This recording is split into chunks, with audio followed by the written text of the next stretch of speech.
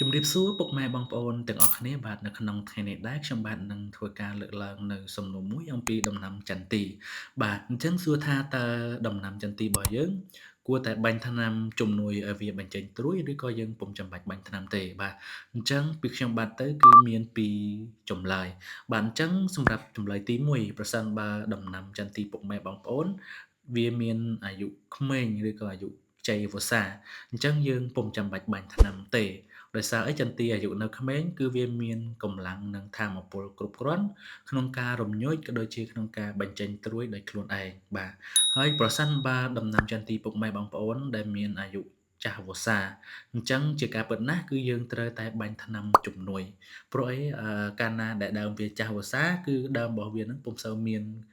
កម្លាំងថាមពលនិងចំណីអាហារនឹងគ្រប់គ្រាន់ទេអញ្ចឹងយើងត្រូវធ្វើការបាញ់ថ្នាំ ជំនួយបន្ថែមដើម្បីឲ្យដង់ដើមក៏ដូចជាស្លឹករបស់វា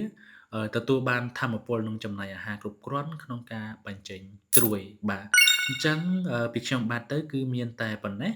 ប្រសិនបើពុកម៉ែបងប្អូនទាំងអស់គ្នាមានយោបល់ឬក៏បទពិសោធន៍អ្វីផ្សេងៗអំពីការបាញ់ថ្នាំជំនួយដល់ត្រួយចន្ទី